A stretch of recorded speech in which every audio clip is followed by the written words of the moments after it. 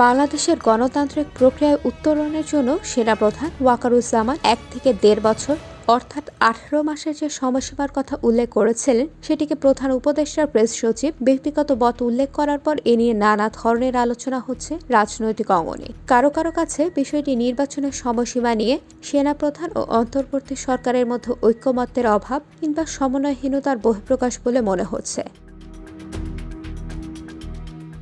অন্যতম প্রধান রাজনৈতিক দল বিএনপির একজন নেতা বলছেন, বিতর্ক এড়াতে নির্বাচন নিয়ে বক্তব্য সরকারের দিক থেকে আসা উচিত।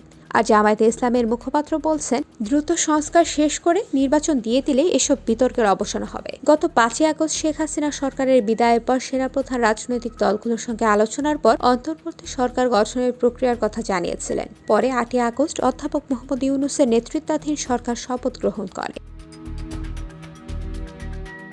এরপর জাতির উদ্দেশ্যে দেয়া প্রথম ভাষণে ইউনূস বলেছিলেন যে কখন নির্বাচন হবে সেটি সম্পূর্ণ রাজনৈতিক সিদ্ধান্ত।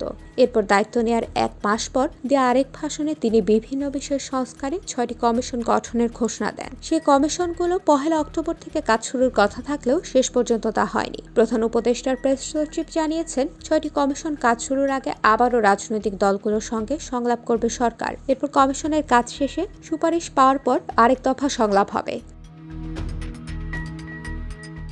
তবে বিএনপি বরাবরই যত দ্রুত সম্ভব নির্বাচন দাবি করে আসছে। অন্যদিকে জামায়াত নির্বাচনের আগে সংস্কার কর্মসূচি বাস্তবায়নে গুরুত্ব দিয়েছে। এক সংবাদ সম্মেলনে শফিকুল আলম বলেন, নির্বাচনের সময় নির্ভর করবে সংস্কার কমিশনের প্রতিবেদন ও তা নিয়ে রাজনৈতিক আলোচনার উপরে।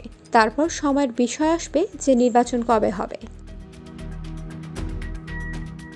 সেনাপ্রধানের বক্তব্যকে তিনি নিজস্ব মতামত হিসেবে উল্লেখ করেন এবং বলেন, নির্বাচন কবে হবে, 16 মাস পর নাকি 12 মাস কিংবা 8 মাস পরে, সেটা এখনই নির্ধারণ করা যাচ্ছে না। সেনাপ্রধান এখানে ওপিনিয়ন দিয়েছিলেন। নির্বাচনের সময়সীমা নিয়ে সরকার ও সেনাপ্রধানের বক্তব্যে মতবিরোধের বহিঃপ্রকাশ ঘটল কিনা এমন প্রশ্নের জবাবে শফিকুল আলম বলেন, এখানে মতবিরোধের কোনো বিষয় নেই। সেনাপ্রধান সরকারের একটি প্রতিষ্ঠান এবং সেনাপ্রধান তার ব্যক্তিগত মত দিয়েছেন। প্রধান উপদেষ্টা সবসময় বলে আসছেন, নির্বাচন কখন হবে এটা জনগণ ঠিক করবে। ডক্টর ইউনূস বলেছেন, অবশ্যই সংস্কারের কাজ শেষ করতে হবে। সবকিছু সংস্কার না করে বাংলাদেশ 2.0-তে যেতে চায় না।